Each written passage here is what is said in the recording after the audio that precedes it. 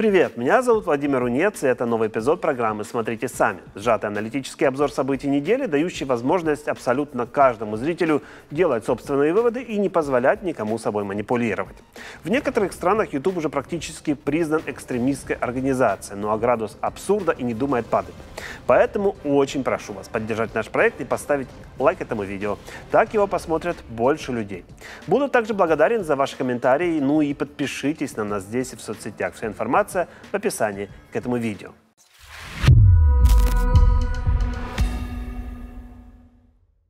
Разного рода и калибра эксперты все чаще в последнее время говорят о том, что Трамп может потерять интерес к урегулированию войны между Россией и Украиной, ну и просто в конечном счете спрятать голову в песок. Мол, я не я и хата не моя. Байден снова будет во всем виноват.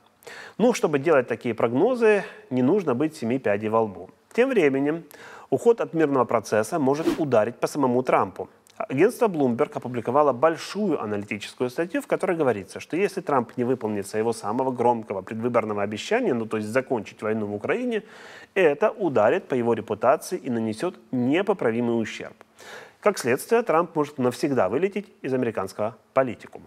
Как пример, аналитики издания рассказывают о том, как вывод американских войск ударил в свое время по репутации Джо Байдена. И несмотря на то, что эту афганскую свинью Байдену подкинул именно Трамп, инициировав вывод войск в конце своего первого срока, весь процесс пришлось все равно завершать именно Байдену. Ну и Байдена раскритиковали американцы. Конечно, в Украине нет 100 тысяч американских солдат, как было в Афганистане. США предоставляют лишь военную помощь в виде оружия и техники. И в боевых действиях не участвуют. Поэтому сравнение Афгана и Украины, оно такое довольно условное. Но, как по мне, то миссию в Афганистане можно было бы прикрыть хотя бы условной заботой о сохранении жизни американских солдат. А тут это будет слабостью чистой воды.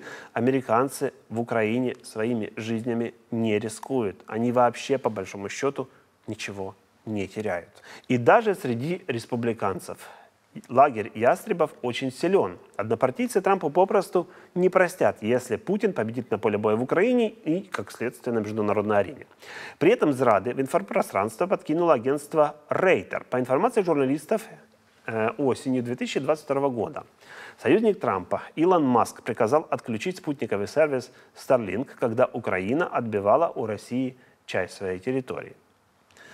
Неизвестный ранее приказ Маска о прекращении спутниковой связи на части Украины сорвал контрнаступление Киева. По словам источников Рейтер, Маск тогда сказал старшему инженеру в калифорнийском офисе SpaceX, который контролирует Starlink, отключить покрытие в регионах, включая Херсон, стратегический регион к северу от Черного моря, который Украина тогда пыталась вернуть.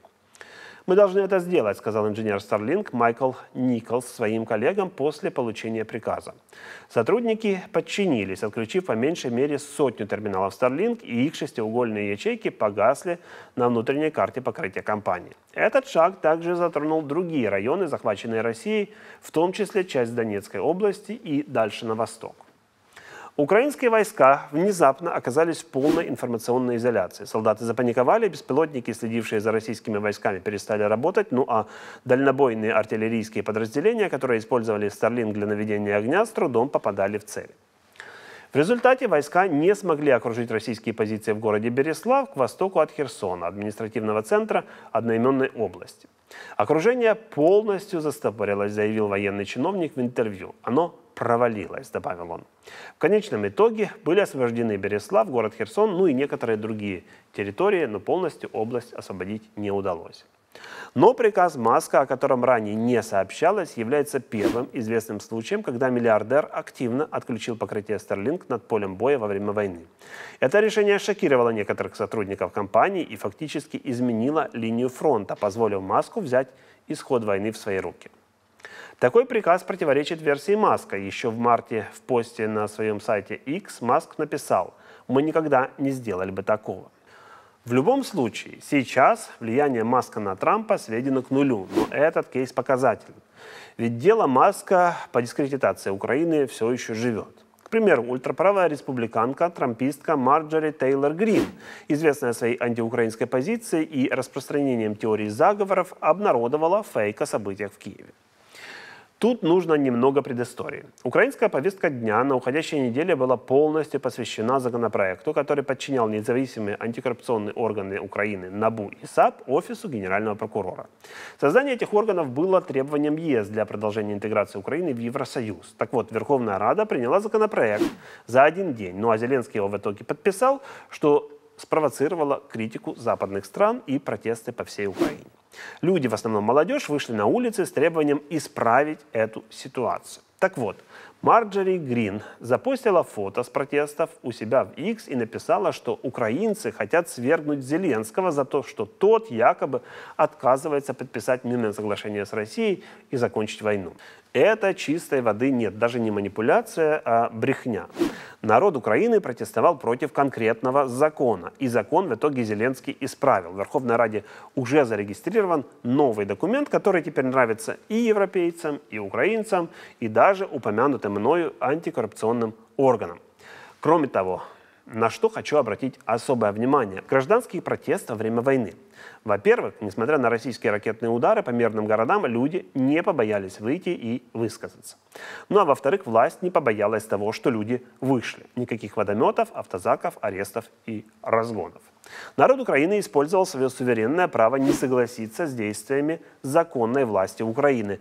Тут бы не только россиянам и американцам поучиться. Ну и власть сделала выводы. Так что госпереворот и свержение Зеленского пока отменяются. Все российские пропагандисты и их американские прокси могут расслабиться. Ну и не объедаться попкорном, а то еще может стошнить, не дай бог.